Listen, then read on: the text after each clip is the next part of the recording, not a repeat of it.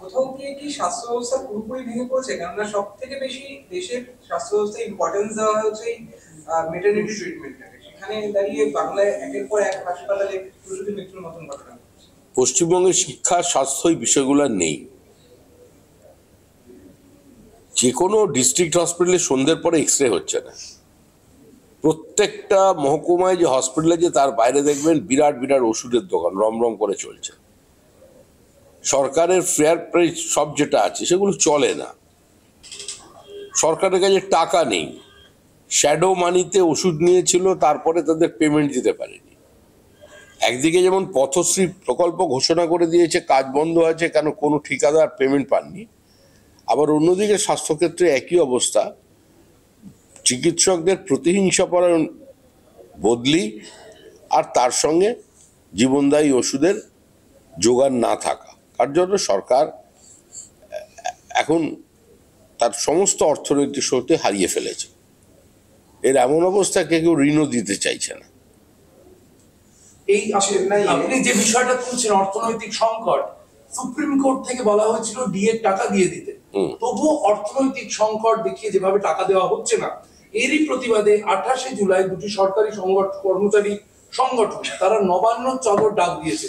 কোনোভাবে এই ডিএ নিয়ে ফের একবার কি রাজ্য সরকারি কর্মচারীরা সরকার বিরোধী আন্দোলনে নেমে পড়ছে? নবান্ন চলো নামবে তো পড়বেন। তারা প্রত্যেকটা পদক্ষেপে হেরে গেছে এবং তারপর বিভিন্ন সময় তারা সময় নষ্ট করেছে, টাইম বাই করেছে। এবারে শেষ মুহূর্তে এসে বলছে আমরা এখন দিতে পারছি না, আমাদের দিলে সরকার শেষ হয়ে যাবে। 50 থেকে 25% এসছে, সেটাও দিতে পারছে না। তাহলে যারা দুয়ারে সরকার পৌঁছে দেন, যাদের দিয়ে পৌঁছে দেন, তাদের দুয়ারে বা তাদের রান্নাঘরে সরকার পৌঁছতে পারছে না। কিছুদিন কষ্ট করতে হবে পশ্চিমবঙ্গের মানুষকে। 2026 সালে নতুন সরকার এসে এগুলো ঠিক করবে। চেন্নাইয়ে মুর্শিদাবাদে 12 জন পরিযায়ী শ্রমিকের উপর হামলা হয়েছে, 4 জন গুরুতর জখম। কি বললেন? এই নিয়ে চাপড়ার বাসিন্দা পরিবার কনফার্ম করেছে 15 জন পরিযায়ী শ্রমিক ছিল এবং একই দিনে মহারাষ্ট্রের পুনেতে বাংলাদেশি সন্দেহে যারা গ্রেপ্তার হয়েছেন, উত্তর 24 পরগনার গোপালনগরে তাদের বিবেক গোস্বামীর বাড়িতে গিয়ে মমতা ঠাকুর দেখা করতে গেলেন।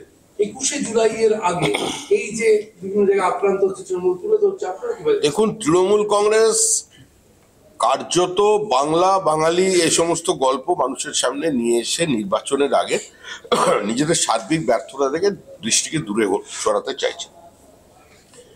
আজকে এটা ঠিকই, বাংলায় কথা বলে বহু মানুষকে, পরিযায়ী শ্রমিককে বিভিন্ন রাজ্যে অসুবিধায় পড়তে হচ্ছে। শুধু বিজেপি শাসিত রাজ্য নয়, সবচেয়ে বেশি অসুবিধার মধ্যে আছে অবিজেপি শাসিত তামিলনাড়ুতে। সেখানে প্রতিনিয়ত বাঙালি মাইগ্রেন্ট লেবারদের আইডেন্টিটি চেক করা হয়েছে এবং বহু কার্ড পাওয়া যাচ্ছে, অধিকাংশ পাওয়া যাচ্ছে কার্ড যে যারা বাংলাদেশি, এবং তারা এই ফেক কার্ড সংগ্রহ করেছে মধ্যমগ্রাম, বারাসাত কিংবা শিলিগুড়ি থেকে। তো সার্বিকভাবে এরকম ঘটনা যদি একটা সরকারের অধীনে হতে থাকে, তাহলে সেক্ষেত্রে তার কিছুটা প্রভাব তো পড়বেই সাধারণ যারা ভারতীয় নাগরিক আছেন তাদের পক্ষে। এটা আমরা ব্যক্তিগত স্তরে অনেক মন্ত্রীকে বলেছি, বিধানসভায় এ নিয়ে প্রশ্ন উঠেছে। 335 জন বাংলাদেশি নাগরিক তারা জেরায় স্বীকার করছে। একটা সরকারের তো কাজ হচ্ছে তার আভ্যন্তরীণ নিরাপত্তাটাকে রক্ষা করা, সেটাকে যাতে কম্প্রোমাইজ না হয়ে যায় সেটা দেখার। সব রাজ্যই তো পশ্চিমবঙ্গ নয়, সেই রাজ্য সরকার তাদের মধ্যে কাজ করেছে। আর এটা তো ধর্মশালা নয়, কোঠা বাড়ি নয়, যার যখন আসবে ঢুকে পড়বে। মমতা বন্দ্যোপাধ্যায়ের এই যে বাঙালি অস্মিতাকে সামনে রেখে